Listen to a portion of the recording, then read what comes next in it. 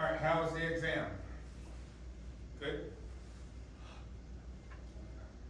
Our final exam will not be like the previous 3 exams. It'll be cumulative, same exam all through the psychology department.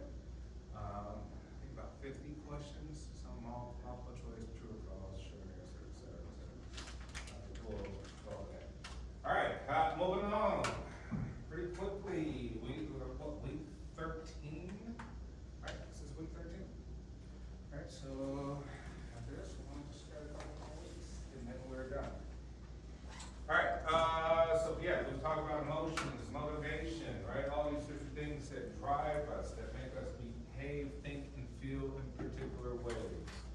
All right, now we're at personality, which I think is probably one of the most interesting chapters throughout the whole textbook. How can we describe personality? What exactly is it, right? What is your personality? Can it be described? Can we measure it? Right? What are some of the theories behind it? There are a multitude of personalities inside of one individual, on average. Right? What makes you, what do others say about you? Right? This thing of personality is things that are long-term, enduring, things that are kind of common, what people would speak about you. If you know yourself very well, you may know your personality too. Remember, we always have a cognitive bias. We're usually trying to protect something, so we can hide these things, right? We try to others can pick up these things. We'll look at what Freud talked about, psychodynamic theory. We'll look at the Ocean model, the Big Five, right? We'll talk about the dark triad, Machiavellianism, sociopathy, psychopathy, all of these sorts of things, personality. Now we're really good at analyzing human beings. You can pick up, when I would say the loudest voices in the room. Loudest voices in the room, you can pick up the most important traits of personality. You won't pick up all the nuances, right? Even the best psychologists may not be able to do that. But if you are very analytical, you can pick up what I described as loudness. All right, so what is personality, right? Personality is dynamic. You're a complex person. Some people are more simple than others, right? You say, hey, well, you have a childhood. Does that childhood dictate your personality? How much of that childhood dictates who you are now? Your enduring, lasting traits. Freud says, hey, by age 6, it's over. Freud says basically we're all giant 6-year-olds, right? You're like, well, you come up with all the arguments against Freud. Right now, Freud is what I have, and we're like you. But Freud says, no, that's it. He says after 6, the rest is just subconscious behavior. You're unaware of it, right? So with your ego, with your conscious mind, like, no, Freud, that's not what the case would be, right? And Freud says, hey, that is who you are. The rest is just hidden, and you'll figure that out later through various situations. We have humanistic theory. Right? Humanistic means that, hey, we're trying to develop into an ultimate self, right? We're determined. You are here because you're moving forward into some potential future self, right? You're here because you're deterministic. You are trying to be an ultimate such and such. But what you're grappling with right now in this state is some things. Right, trait theory. Like, hey, you know what, mom and dad raised me a certain way. There's some genetics, they're consistent, they're replicated. My brother got them, my sister got them, they're passed on, right? That could be a theory. Social cognitive. You're like, well, time and place matters. I do have distinct personality characteristics, but depending on the situation and the time frame that I am, then things will be different. So context matters. Then we'll look at the brain and look at the back. All right, personality. We say it's consistent. So when you say, hey, personality traits, it can't be something that just happened for a week and it disappeared. That's not that person, right? You can't say that that's a trait, right? That's not a trait. A trait trait is something that's consistent, enduring, long-term. You're like, your mom and dad knows your traits. You're like, yeah, you've been doing that since he was 5. You've been doing that for the last 5 years. So those are traits. But guy gets angry and just go shoot up a mall or something. That behavior may not be a trait, but you can say there could have been something there, right? Or we can say it is a trait. When we think of the case of Jeffrey Dahmer, who's familiar with Dahmer? Raise your hand. Right? Who's seen Special? Netflix Special. Right? When we think of Dahmer, right? Dahmer was mutilating bodies, right? Sexual sadist. But Dahmer was also, as a child, doing the same thing with animals. So we say, hey, you know what? It is an enduring trait, right? How did it manifest? Opportunity. And it manifests at a certain time. You're like, well, he didn't do it in his 20s, maybe in his 30s, something could, right? We say something that could have even been an inherent trait. Remember we said those inherent traits, we have epigenetics, which means the trait is there, but it's just not turned on until something happens in the environment that changes the cell structure that make it a reality. All right, personality is consistent, observable. We have to be able to observe it to be able to measure it. If it's not observable, then it doesn't exist. It exists in person, but we have to be able to observe it, right? Feeling, thinking, and behaving to the inner psychological systems that explain these patterns. So here we're trying to take it from a scientific approach as best as possible, right? We're not trying to make it pseudoscience, we're trying to make it scientifically possible. Can it be measured? Is there patterns? Is it related to psychological systems inside the human being? All right, so some people who study personality, right? All the time. Cognitive behavioral therapy, talk therapy. We do want to try to pick up, like I said, the loudest voices in the room. Right? And we'll learn what that really kind of is when we see free association with Freud and Carl Jung too. We want to describe people's typical behavior and differences in that behavior. Personality characteristics, identifying systems in the mind and the brain. Mind and brain are separate things. They count for individual observable personal qualities.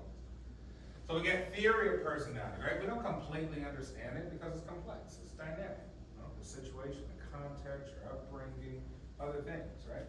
We say it's a comprehensive scientific model of human nature and individual differences.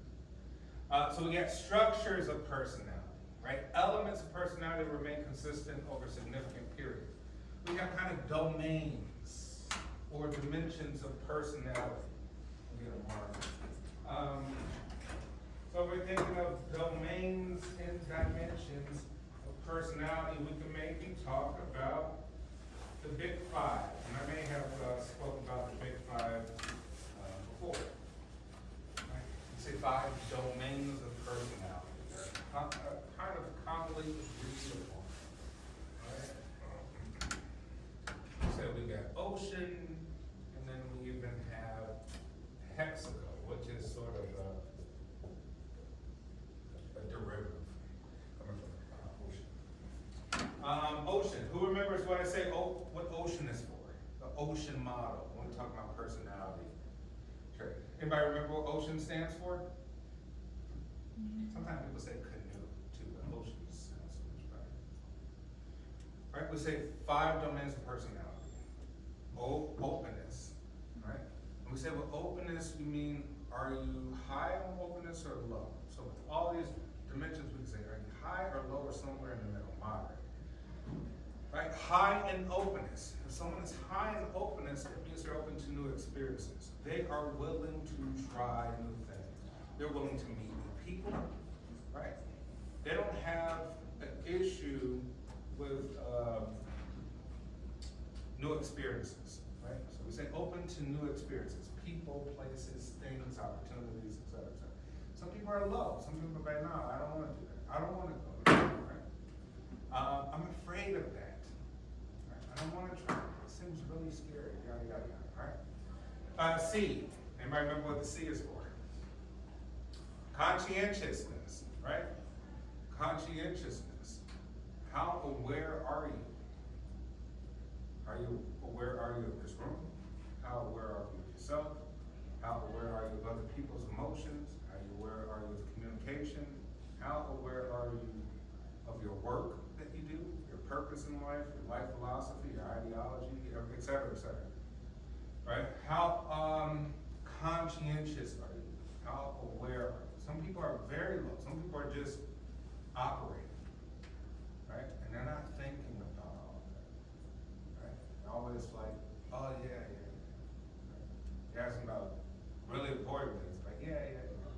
Like, they're just living and doing their task, which may be good. So you say if you're high on conscientiousness, you're like, oh, you're very aware. Low on conscientious, you're like, you're unaware, but it may not be a bad thing. Think about it. We say ignorance is bliss. Ignorance is bliss. Like, it means that a more ignorant person might be happier. Why? Because they're not thinking about as much stuff as a conscientious person. Right? They're not thinking as much. So those who may be extremely too high on conscientiousness have anxiety. They're too aware. They're aware of their own mortality. Why do you die? Isn't it all be over? What is this, a movie? If you die, everybody goes away, never see it. Oh, we don't know what happens after that? Is it black? Do you feel anything? Do you see anything? Is it just an eternal sleep? Imagine thinking about all that. Right? You might have a little bit of anxiety. Someone low on conscientiousness is just like, I don't care about anything. And they may be extremely happy. I have a friend like that, literally like he doesn't care about anything, right? So even when it comes to like morality thing, he doesn't care. So there's a very famous book called The Stranger. Anyone ever read the book The Stranger? You read it. Can you tell me, summarize what it's about really quick? You read it? It's about this guy who doesn't really see any value in life. Yeah, Marcel, right? In the book The Stranger, it has like one of the greatest openings book like ever in the book. Basically, the guy's like, "Oh, mom died yesterday," and he's like, "I think it was yesterday," right? There you go, show you didn't even care about that, right? It's an interesting book, but the pattern in the book is that people are constantly trying to convince or influence a person to care. How could you not care? How could you not believe in it? How could you like love, life, children, family? He's like, he doesn't care, period. Nothing. It's cool. Right? Okay, so in E, extroversion, so we say, remember, extroversion is one who gains, say, motivation, energy, stimulus by socializing with others. One who is stimulated by socializing with others. Maybe not so good. High on extroversion, guess what? And after you go be alone by yourself in 2 days, like, whoa, why is that person so depressed all the time? They're not interacting with people, that's why. Go get a job where they gotta be in the cubicle all day. Like, oh, why are you so depressed? Right? Because that person needs social interaction, right? That's their motivation and their stimulus. And low on extroversion would be introverts, right?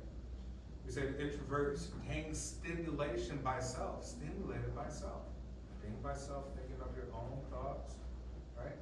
But then you got going back out to society, interacting, people are like, oh, it could be anxiety. Why? Because people got too many personalities, too many opinions. I don't want to work with groups and people, it's just too much, right? That could be the case. I mean, you're lucky. A, agreeableness. Remember we say women are high on agreeability, usually on average. Men are low on agreeability. We tend to, we could be a lot more stronger in our opinions if it just doesn't clearly for us make logical sense.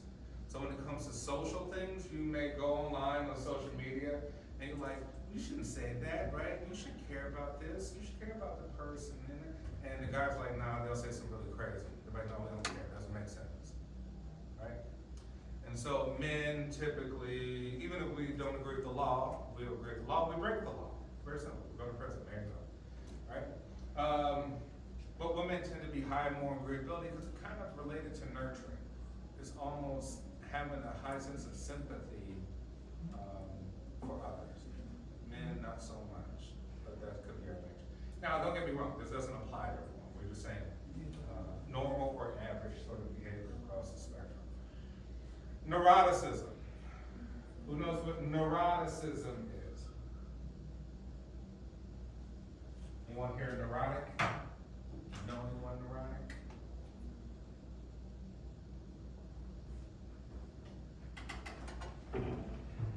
I think neuroticism is if you meet someone and you're like, man, I got a great idea. We should do this, this, and that, and we can make a ton of money. We'll no longer be poor. We'll make money then. And that person will immediately think of everything that could go wrong. Right? Like, nah, I don't think so. What about? And then you finally like, all right, forget it. I'm not working with it. Right? That's it. A person who's really kind of negative minded towards future events. They overthink, but in a negative way. Right? They're not thinking in a positive way. Like there's root causes for that. Why don't you always think of what could potentially go wrong? Right? So that's a personality thing. Maybe you're trying to save yourself from disappointment. You're like, oh, you were disappointed that much and hurt. Now you gotta protect yourself, and so everybody is bad. Just so you can convince yourself, right? That way you're not disappointed. Okay, personality processes. Distinctive patterns of change in psychological experience and behavior that occur from one moment to the next, right? So we say things change, situation change. And our personalities change depending on situation. The other part is human development. Human beings go in stages. So once you hit the age of 40, you're probably in a new developmental stage of your life that's consistent with people 65 years of age. So maybe between the age of 40 to 65 has consistent patterns of behavior. Now for yourselves, young adults, you have your own stages, and it's very similar behaviors. Much different than my behavior, but I'm in a different stage of development. If I could look across this room and we can kind of give some sort of questionnaires, et cetera, things will come up pretty consistent, right? Because you're at a similar stage in life, physiologically, socially, et cetera, et cetera. Personality assessment. Anyone ever taken one of those for job or anything? Do you remember what kind of questions they were asking you? We would like ask you if you like to work in groups, or what was your favorite color, or how you react in certain situations. Okay. Hey, how would you react to this, right? Hey, what's better to you, mercy or justice? Right? Why'd you pick mercy? Why'd you pick justice? Right? What you telling somebody you saw them doing this and that, right? It says something, right? There's a there. It says something about who you are to learn about distinctive psychological qualities, right? All right, Freud. Remember we talked about Freud quite a bit. Anybody remember anything that I said about Freud?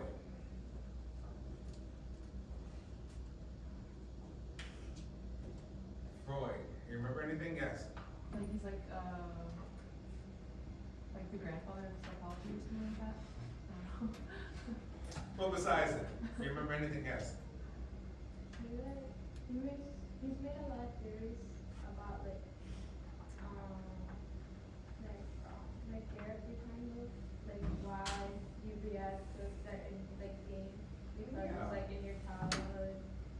Yeah, all of that, really, right? Like, hey, Freud, remember, we call him the grandfather of psychology, but Freud wasn't a psychologist. But remember, psychology derives from philosophy. So Freud was very influenced by Friedrich Nietzsche, who's one of the greatest philosophers of all time and in modern times, German philosopher. And so Freud kind of analyzed things from a philosophical point of view, mixed in with scientific point of view, but also with a medical. Freud was a medical doctor, right? He wasn't, quote unquote, a psychologist to a degree. But Freud is, to me, one of the most profound people. A lot of people don't like him. I love Freud. I think some of his things apply in a very general sense. Other things could be, argued. All right, Freud says we have psychodynamic theory. So we say that's his theory of personality. right? His working with patients, now we call them clients, we call them patients, before it was a medical doctor, so we call them patients, right? Patient says we have patients, hopefully you cure somebody, but in psychology, we don't cure people, right? We usually help them manage or cope. But back then, Freud thought he could cure people. Freud says we have repression, bottled up memories that have been causing physical distress. So if Freud would say, hey, I asked a question, are you stressed out? And you'd be like, yeah, I got an exam tomorrow and I got homework. But Freud's like, that doesn't answer the question of why you're stressed. You're stressed because of your personality towards specific things. And these things happen to give you stress. But where does this relatability to things that create stress? Freud wants to do the root. Freud says you got the stress because you got some bottled up memories. Right? And you're gonna continue to have stress forever and ever and ever about certain things that trigger you because of these. So remove those and maybe you'll do better. And you got psychoanalytic theory. So theory of personality kind of related also to the same thing. Here's a question, how easy do you suppose it is to forget a traumatic event from the past? We can answer that very simply, hard, right? The past, to get rid of the past is extremely difficult. Freud says the mind is divided into 3 structures. Who remember 3 structures? Since it's already on the screen. Right? Id, ego, superego. Freud says the mind is a iceberg. Now, iceberg, you're like, oh, there's the ice and the snow on top of the water, but when you go in the water and look beneath, you're like, whoa, 90% of this structure is hidden underneath the surface of the water. Freud thought the mind was like that, right? You just have this little slight awareness. You're just aware of this tiny sliver right now. You're not even aware of what's behind your head. You're not even aware of the rest of the room. Look up here, you're looking just from here to here, right? You're like, whoa, there's the whole room, there's the whole universe. You're not aware of all that. You're not meant to be. But Freud says maybe you are to some degree, right? Because of survival, maybe nature has designed us to pick up things to see behind our head. Right? We can't see behind our head. Freud says, well, to a degree we can. Because of survival. We can sense people behind us without looking. Carl Jung took it even further. He said there's been cases where people can really see around the corners. Right? And that kind of gets more into the spiritual aspect of things. All right, id, ego, superego. Keep it simple. We say angel, demon, and the self. Right? Eventually, self makes a decision. What's the demon? We all, if there were no laws, this was ancient times and we all live in some remote island, right? The men would kill each other to compete, just like mine. And whoever left standing would take all the women. Freud says that's essentially what would happen. But we live in a society, a civilized society, so that there's rules and laws and yada, yada, yada. There's consequences. Right? But think of the id as the animalistic part of self. If you could get all the pleasure in your world, you would not stop. If there were no, you didn't have any conscience, you would eat all the greatest food until you couldn't eat no more, right? Right? Kill yourself over eating. Right? Kill yourself over drinking, right? You probably kill yourself doing anything that has pleasure. And if you could dominate people, you might become a dictator. You might kill half of the planet and laugh about it to satisfy your innate pleasure. But there's consequences, right? And so we got other things. There's even mental consequences. So we think of the id, satisfy basic bodily needs, right? So we want to satisfy bodily needs. That's why we call it the reptilian brain. We say, you're gonna eat what you want to eat, do what you want to do until something says don't do it. Then what is that something that says don't do it? That would be the superego. Don't do it. There's this thing called morality and ethics. You know, there's arguments, are we born with morality? Are we born with ethics? If we're religious, we say, are you born with a spirit? Are you born with a soul that can recognize right from wrong without being taught it? Is it unlearned, unconditioned? But there's something. Here we're saying is society's moral and ethical rules. You know that there could be consequences for your actions. So your superego may check the id and say, I wouldn't do that if I were you. Okay? That's all different for us. Well, some of us will do it regardless, right? We get overridden by some degree, which shows that some of us have more id and superego. Some of us are super moral, super ethical, super spiritual, super religious.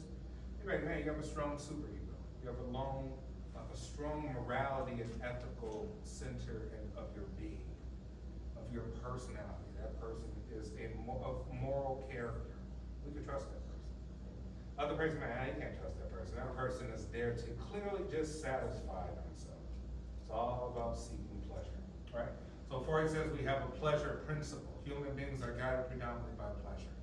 And it doesn't have to be physical, it can be mental. You want to satisfy something mentally, that's evil. All right, and then we have finally, we get the ego, right? It's the balance, the in-between. It's the one that demands what the is, the opportunity, constraints, and support. It's the one that's finally going to make a decision and says, what are we going to do? It's the part that's going to act. Right? Think about it. We can't read people's minds. We have all sorts of crazy thoughts, right? We'll never know. But all we can measure is the final conclusion of people's behavior. That's the only scientific thing we can actually measure, right?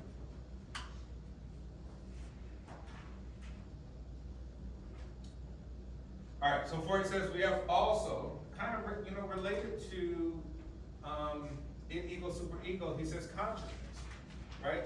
Variations in degree to which people are aware and can become aware of the contents of their mind. He says conscious, pre-conscious, and unconscious, right? So now you're conscious listening to me talk, maybe, right? So it says consciousness containing mental consciousness of which you are aware at any given moment. Pre-conscious, regions of the mind containing ideas you can easily bring to awareness. Something that happened recently that you could quickly recall to make you aware. Hey, what happened? What you eat yesterday for lunch? Oh yeah, hey, hey, what you eat last Tuesday for lunch? I got no clue. Yeah, right? Maybe if you thought really hard, you may remember. And then we have unconscious, cannot become aware even if you wanted to. That regardless of all the thinking about your memory, what happened, that you can even really identify the thing that happened. And Freud says there's a reason you can't identify it. So he says the human mind does not like trauma. And it literally automatically buries it. Right? Freud says if you experience trauma, by your survival mechanisms, you buried it on purpose. Maybe if somebody would have asked you about it, you may remember some of it, but you may not remember all of it. And he says, if you can't remember all of it, it's still there, and it's bothering you. And you are constantly trying to figure out what is the thing that's bothering you, the boogeyman, right? The anxiety, the stress that won't go away. Something happened, and you have a lifelong search and trying to figure out what it is, right? So Freud suggests that it's like an iceberg. This is just a tiny slither of consciousness with the ego, right? We say that pre-conscious area and a bit of the unconscious would be that superego, right? The morality. And even over here we call it the superego, right? But that it is the big part. You want to eat, you want to drink some water, you want to, that we're kind of motivated even by sexual needs and things like that, even if you are unaware of it, right? Most personality, including the entire id, resides below the surface in the unconscious region of the mind. All right, so we got person, mind, and brain, which is really kind of what the whole book is about. It's like, relating the three sort of dimensions of person, mind, and brain. Here we discuss Freud's theory about the role of conscious and unconscious. That would be the person. Mind would be mental life occurs outside of conscious awareness, that would be the mind. The capacity of conscious attention is limited. Remember, I say you're in a room, but you're unaware of 95% of what's happening. You're only aware of what's you're focused on, right? Your fixed attention at the moment. And then the brain, right? We say the brain contains higher and lower level structures, right? We say higher level would be the executive function, where you have high degree of awareness about something. You make good decisions. Low would be where you're impulsive. That would be the id, right? Buy the candy bar and eat it. Why? It tastes great. Boom. You're like, it's probably not good for you, et cetera, et cetera. Who wins in that debate? Well, maybe at that time it could be the id, buy the candy bar, right? So Freud's theory, changes in mental energy that occur as energy flows from one personality structure to another is directed to desired objects. So Freud says there is mental energy. Just like you have calories is energy, right? For your body, that we expel mental energy. That when those the synapses lit up, moving from one to the other, there's energy being transferred. Different regions of the brain being activated. Hormones being secreted, right? And we say we switch it from one thing to another based on desired objects, right? So we say, hey, the situation or the environment may cause it to go from here, and cause us to have kind of different sort of personality structures. All right, next, another one of his theories. Freud says we have libido, right? Libido is just Latin for life force. Now, if we have libido, then it means that we as a species are driven to replicate ourselves. That inherently you are seeking to make a copy of your genes. Right? You are driven to make a copy of your genes. Right? Unconsciously. You're being guided by nature so that the species can continue on and not go away. So we say, hey, libido, or life energy. Motivate the preservation of life and reproduction. Life energies are primarily sexual, right? They motivate people to pursue sex and more generally desire pleasure, sensual activities. So it's not just sex, but sensual activities, things that feel good. So ultimately we say, Freud saying, we are driven to feel good, right? Who wants to do something that doesn't feel good? And you probably want to go away from it. All right, on the opposite side, we have something called thanatos. Well, Freud says some of us are actually looking to die. And we're driven to die. Right? Think about it. By all, I'm gonna crash out. Right? Dr. Ross is about to crash out. Because my shoes don't have no ribbons, right? But you would say, well, why would that person do that? Why, right? Trying to understand that to a degree. But like some people are driven by death. Why? Because we're gonna die anyway. And we probably want to figure out, close the chapter. Right? Some of us are driven to say, what's the point of all this? This is stupid. We'll live to be 100 for what? This is dumb. Just crash out and get it over with. Right? In the story.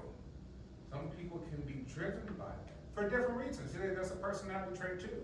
Maybe someone's like, well, I'm a loser. I'll just end it all anyway. I'm mad, right? I can't control the world and other people. I'm frustrated, right? I'm angry, etc., etc. But he says we have thanatos, or what we call death energy. It's the opposite of life energy, the opposite of libido. Freud believed that all humans possess an instinctive awareness of their mortality and mental energy that motivates them to attain a final resting place. Right? Attain a final resting place. And Freud would say that's related to depression. Freud would think that when we are depressed, when we feel low, that this is knocking on our door. And this is no longer knocking on our door. But this is saying, hey, you know what? This doesn't even make sense anymore. What's it all for? What's the point? What's the end game? What's the value? Right? So Freud would kind of of relate even those type of things. It's like, hey, a person who's depressed might be considering their mortality, their reason for being, et cetera, et cetera.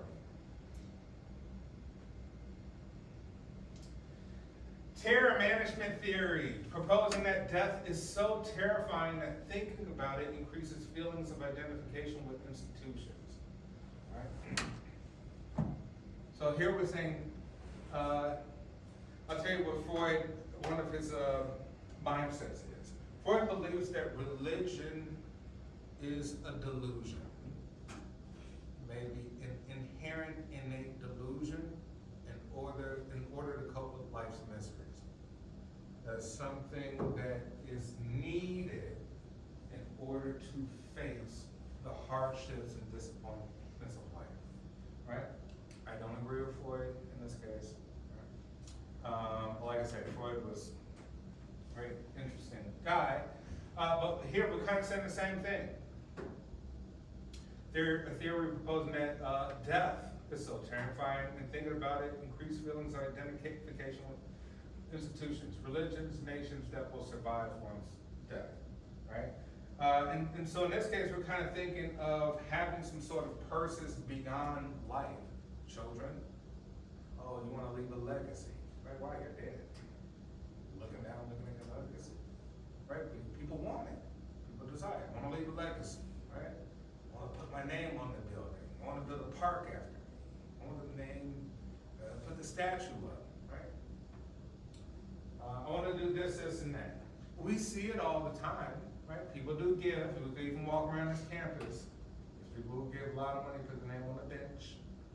People who give a lot of money, right?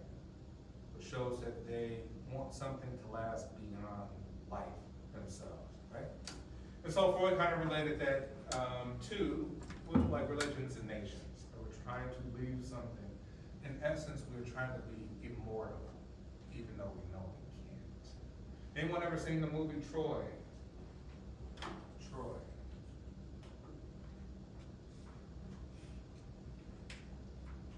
Right, kind of never seen this, an awesome movie, Brad Pitt is in there. And it's about the story of Helen of Troy from Greek mythology with Achilles, a bunch of other people. But the whole sort of drive of Achilles was to try to live forever by doing something great, right? Living forever. So even think of your favorite musicians, right? You know, eventually their names, they'll be gone, they'll be old, right? Celebrities oftentimes commit suicide, be depression. Why? No longer relevant. Your purpose has gone away, something to do, right? But your music may live on forever, and that could be really the motivating factor for that. And lastly, about Freud. I think we talked about this before, right? Freud said there's 5 psychosexual stages of development: oral, anal, phallic, latency, and genital. Do you remember that? Okay. So we're talking about development, the important aspects of life. So this is a period during which a child focuses on obtaining sensual gratification through particular parts of the body. Right? Oral stage, ages 0 to a year and a half, 0 to 18 months, during which children seek gratification through the mouth. Right? Baby wants his binky, pacifier, however you want to call it. Baby cries. It's really its only sort of tool. Still trying to figure out its movements, et cetera, et cetera. But how do you give baby pleasure so they can stop being stressed out? Right? The mouth. Satisfaction through the mouth. So Freud says, hey, if anything happens in this stage, bad, dealing with displeasure with the mouth. Mommy didn't give you binky fast enough, or she gave it to you too fast. Mommy would just be in a room, sleep, while you're crying for hours and hours and hours. Freud says, guess what? You're gonna have some problems as an adult. You're still gonna try to figure it out. Freud says it will be something with the mouth. Freud says, ooh, smokers. We see people that smoke and vape. Like, oh, is that a miracle? It just came out of nowhere? Why this person has the personality to smoke and vape? Freud says, no, no, no. They just forget. So oral stage. Freud says, oh, you like to slander, talk crap about people, that's all you like to do is use your mouth to weaponize? Freud says, it's right there, there's your answer. Right? Freud even goes so far as say, hey, if people like hypersexual things used in their mouth and wondering why, Freud says it's also the answer is right there, happen as a baby. Right? Freud says, stop looking as an adult, look backwards.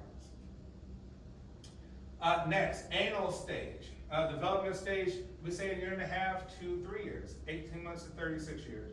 36, supposed to say 36 months, so I put 36 years. To which children experience gratification from the release of tension resulting from the control elimination of feces. Right? And so we say, this is potty training. So with potty training, we say, there's a good healthy age, and the healthy age is depending on the parent training the child or disciplining the child to release feces and even, say urine too. Because this is just a normal function of all human beings. One of the most consistent functions. You have to eat and you have to release. Freud says here, if something happened, mom or dad or whoever's caretaker doesn't regulate your potty training, they let you go when you feel like it. Right? You'll be messy. Your life will be a mess. Your room will be a mess. Right? You can clearly see. You say, I can clearly see that happening at the anal stage. Or it says, if mom and dad were too strict about it, like you got potty trained way too quick. You were potty trained way before. Might be what we call anal retentive or anal. But man, that person's really anal. They're type A personality. Everything has to be ordered and perfect. Or it says, hey, got an issue. Got some distress from this stage. Freud would go as far as say, hey, guess what? If your mom or dad lets you play, right, with your feces, with your anus or anything, Freud says that as an adult, sexually, you'll be doing the same thing. You will have some sexual, anal, interplay, urges, etc., etc. Freud says, don't look forward, look back. Phallic, right? So, I don't know what I keep doing this. 36 months to 6 years, right? So 3 years to 6 years of age. The source of gratification is the genitals. Which case you say about 3 years old, kids do start to acknowledge themselves, boys will start to like grabbing themselves, girls will look. And sometimes if you have your brother and sister, you got children, son and daughter, it's not healthy for them to even keep taking baths late in stage, right? Because they cannot observe them, but also start to touch others. Observe, also touch others, right? So once again, we say if the parent did not discipline in this stage for phallic, Freud says you will have an issue with your genitals. That you would be sexually, all sorts of gratification come from this. He would say you could be a sexual deviant. So Freud might link rapists, pedophilia, all sorts of sexual sadists, sexual deviants. Don't look forward, look now, go back. Something happened in that stage. A distress, something abnormal. Latency. All right, Freud says, hey, you hit first grade, it shuts off. Nobody's talking about sex in first grade, second grade, third grade, fourth grade. Not to that degree, right? It's all like, ew, get away from me, stuff like that, right? So latency, say, repressing to the unconscious until puberty. It shuts off and waits for puberty to come in, right? Comes back, you say maybe about 12 years old or so on average, and now you say, hey, it starts back. Reawakening of sexual desire, and from that point it continues on and on and on. So this is why Freud says by age 6 is it. So Freud says most of your personality is set. He says all you're waiting, you go through this period of hibernation and come back with puberty, and it never stops. Right? So depending on what happened, we say these would be the issues that one would deal with in life based on these things. right? Even when we say, things like oral stage, you would say overfeeding, obesity, gratification through the mouth. Drinking, gratification through the mouth. Right, so before it says, oh, you're alcoholic, oral. Obese, oral. Right? He said these would be sort of the issue. So before we go, who disagrees with Freud? Who agrees with Freud in some aspect or holistically? Like, how do you feel about this? What are your thoughts on this theory from Freud? Who agrees? Okay, what do you? I remember, like, reading multiple pieces, not just this one, but like this based on the true story. There was like an episode from like Law and Order or something. It was like the older brother was like messing with the little brother, and it was because like his dad confessed to him he was like his brother thing. So I think that he obviously got that because not because like oh it's passed down from his dad, but like because his like it's not like something genetic. It's because he went through it. So now he feels like he needs that to do as his brother. Okay, so you kind of agree with Freud, to a degree, right? Freud says it's nothing to do with genetics, this is environmental. This is just basically, the important stages from parenting. He almost, essentially says like, hey, with animals, the mom will typically rear the animal up to a certain degree to learn how to walk, hunt, blah, blah, blah, and that's it. That you never see them ever again. So it's saying kind of the same thing with human beings. But since we have this civilized society,